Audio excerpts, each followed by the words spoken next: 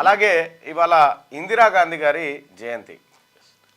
ఆ మహనీయురాలు భారతదేశానికి తొలి మహిళా ప్రధానిగా పనిచేసి అనేకమైనటువంటి సాహసోపేతమైన నిర్ణయాలు తీసుకున్నటువంటి మహిళ. అందుకే ఆమె సమాధికి శక్తి స్థల్ అనేటువంటి పేరు పెట్టినారు. అయితే ఇందిరాగాంధీ గారు బంగ్లాదేశ్ విముక్తి పోరాటంలో కానీ ఇటు పాకిస్తాన్తో చేసినటువంటి యుద్ధంలో భారతదేశ కీర్తిని రెపరెపలాడించిన మహిళ. బ్యాంకులను జాతీయకరణ చేసింది. అనేకమైనటువంటి సంస్కరణలు ఈ దేశంలో ప్రవేశపెట్టినటువంటి మహిళ.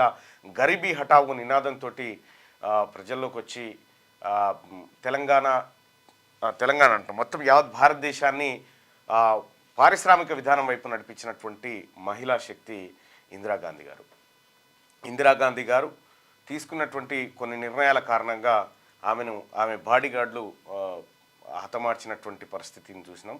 సో దానికి సంబంధించినటువంటి అంటే నేను ఇందిరాగాంధీ గారి మ్యూజియం ఉంటుంది న్యూఢిల్లీలో. ఆమె మ్యూజియం, ఆమె ధరించినటువంటి వస్త్రాలు, ఆమె వాడినటువంటి వస్తువులు, ఆమె జీవన విధానము, ఆమె తీసుకున్నటువంటి సాహసోపేతమైన నిర్ణయాలు, ఆ రోజుల్లో వచ్చినటువంటి పత్రికల్లో వచ్చినటువంటి అన్నీ కూడా నా ఫోన్లో ఉన్నాయి. నేను కాసేపట్లో పంపిస్తా. నేను ఆ లైబ్రరీని అంటే ఆమె మ్యూజియంని సందర్శించినటువంటి రోజు అది. అయితే ఇక్కడ మనం గమనించుకోవాల్సినటువంటి అంశం ఏంటంటే వస్తలేశం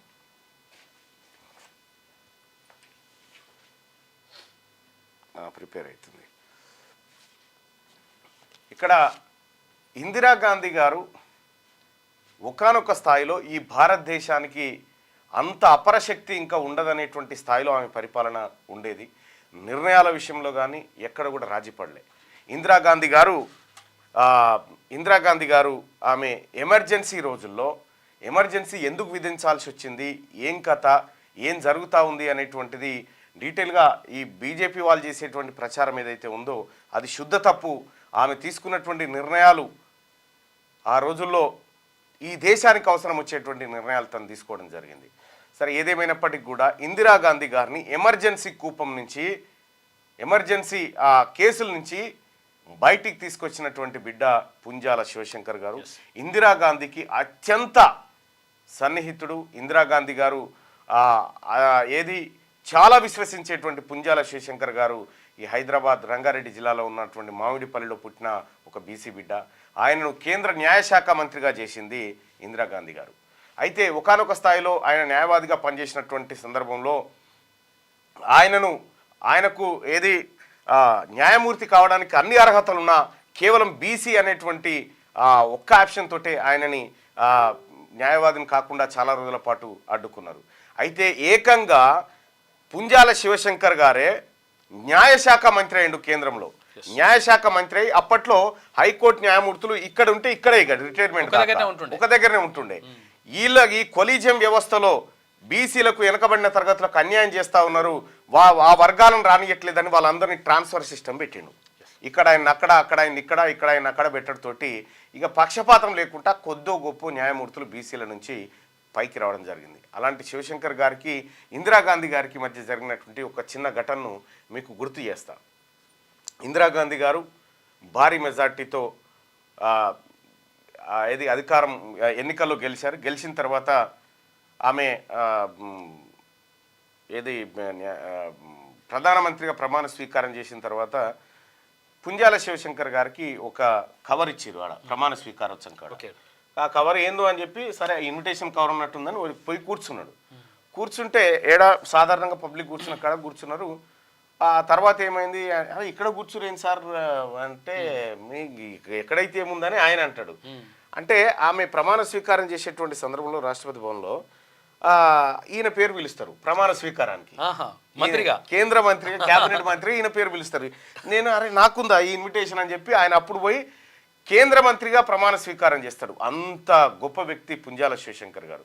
పుంజాల శివశంకర్ గారు ఇక్కడ సికింద్రాబాద్ నుంచి ఎన్నికల్లో నిలబడ్డప్పుడు చెన్నారెడ్డి గారు వీళ్ళందరూ కలిసి ఆయనను ఓడగొట్టి ఇందిరాగాంధీకి దూరం చేయాలనేటువంటి సకల ప్రయత్నాలు చేశారు. ఇవాళ మనం పార్టీ ఫిరాయింపుల నిరోధక చట్టం ఏదైతే ఉందో రాజీవ్ గాంధీ గారు తీసుకొచ్చింది, దాన్ని డ్రాఫ్టింగ్ చేసినటువంటి మహనీయుడే పుంజాల శివశంకర్ గారు. ఇవాళ తెలంగాణ రాష్ట్రంలో ఉన్నటువంటి గౌడులకు, ముదిరాజులకు, పద్మశాలీలకు వీళ్ళందరికీ కూడా బీసీల్లో రిజర్వేషన్ తీసుకొచ్చినటువంటి బిడ్డ పుంజాల శివశంకర్. అటువంటి పుంజాల శివశంకర్ గారు నిజంగా ఆయన ఇగో నేనే ఇందిరాగాంధీ గారి ఇంటికి పోయినటువంటి అక్కడ శక్తి స్థల్కి వెళ్ళి ఆమెను చంపింది ఇక్కడే. ఇందిరాగాంధీ మైక్ పెట్టు. తన ఇంట్లోంచి ఇలా నడుచుకుంటూ వస్తున్న సమయంలో ఇక ఈ గ్లాస్ ఉంది కదా, ఈ గ్లాస్ దగ్గరే ఇక్కడ ఉన్నటువంటి గన్నెళ్ళు ఆమెను షూట్ చేయడం జరిగింది. షూట్ చేసిన సందర్భంలో ఆమె అక్కడే కుప్పగొలింది. ఇప్పుడు ఈ రోడ్డు మీద నుంచి అంటే ఈ రస్తా నుంచి ఎవరిని నడవనివ్వడం లేదు. ఇది ఇందిరాగాంధీ మెమోరియల్లో ఉన్నటువంటి ఆమెకు సంబంధించినటువంటి గుర్తుల్లో ఇదొకటి అత్యంత కీలకమైంది. ఆమె ప్రధానమంత్రిగా ఉన్నటువంటి సందర్భంలో ఆపరేషన్ బ్లూ స్టార్ అనుకుంటా సిక్కులకు సంబంధించినటువంటి అంశంలో అక్కడ తన అంగరక్షకులు ఇక్కడ నుంచి ఉండడం వాళ్ళే ఇక్కడ ఆమెను కాల్చి చంపారు. కరెక్ట్గా గ్లాస్ అది. ఆ సందర్భంలో అంతకంటే ముందే ఆమె తనకు సంబంధించినటువంటి కొన్ని పుస్తకాల్లో ఇది రాసుకుంది. Here Indira Gandhi full matter to the bullets of assigns and ఇద్దరు ఎవరైతే చంపారో ఆ చంపినటువంటి ఘటనకు సంబంధించినటువంటి ప్లేస్ ఇది. ఆ ప్లేస్కి సంబంధించి ఇప్పుడు ఎవరిని అక్కడ పోనివ్వడం లేదు.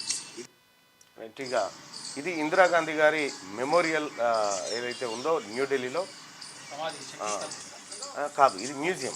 శక్తిస్థల్ వేరు, మళ్ళీ ఇది మ్యూజియం. చాలామంది సందర్శకులు అక్కడికి వస్తూ ఉంటారు. ఇందిరాగాంధీ గారు ఈ ఇంట్లో ఉన్నప్పుడు రోజుల్లో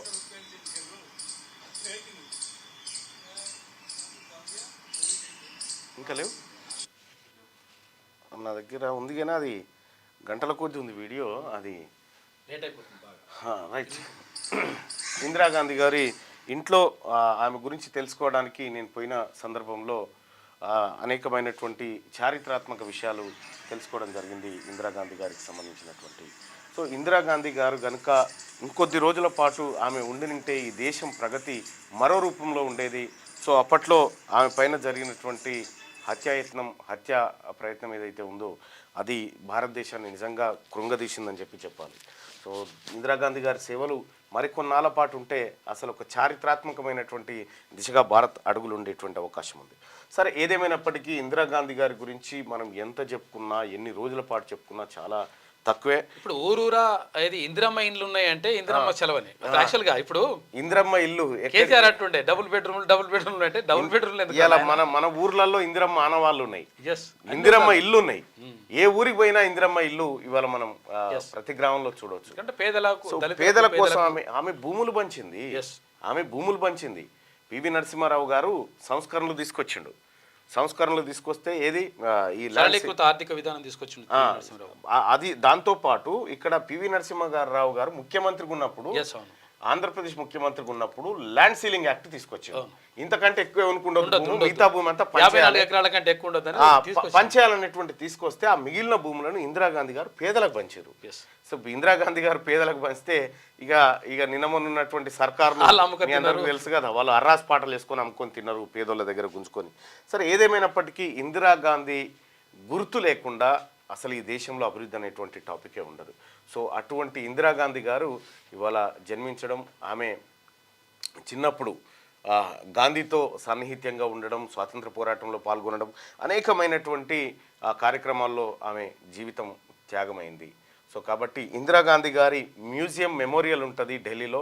వీలైతే ఒక్కసారి సందర్శించండి. ఆమె చేసినటువంటి పని, ఆమెకు భారతరత్న ఇచ్చినటువంటిది, భారతరత్న. ఆ తర్వాత ఆమెను కాల్చి చంపినప్పుడు ఆమె ధరించినటువంటి చీర ఏదైతే ఉంటుందో ఆ చీరకు ఆ బుల్లెట్ గాయాలు ఎట్లా ఉన్నాయి అదంతా ఎర్రర్ అని పడిందబ్బా.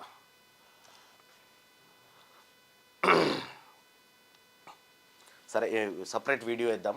సో అట్లా ఇందిరాగాంధీ గారి జీవితాన్ని ఒక్కసారి తెలుసుకుంటే ఆ ఇందిరాగాంధీ గారు వాళ్ళ కుటుంబ త్యాగాలకు సంబంధించినటువంటి చర్చ వస్తుంది. ఇక ఒకసారి పరిగి నియోజకవర్గాన్ని దిద్దాం. ఇందిరాగాంధీ గారు మొట్టమొదటిసారిగా ఆంధ్రప్రదేశ్కు బీసీ ముఖ్యమంత్రిని చేయాలని తీవ్ర ప్రయత్నం చేస్తే చెన్నారెడ్డి ఆ తర్వాత వీళ్ళందరూ కలిసి ఎట్టి పరిస్థితుల్లో కావద్దని చెప్పి కుట్రలు బన్ని ఆ రోజు ఆగం చేసినారు. సో అది ఏం బుక్ అది?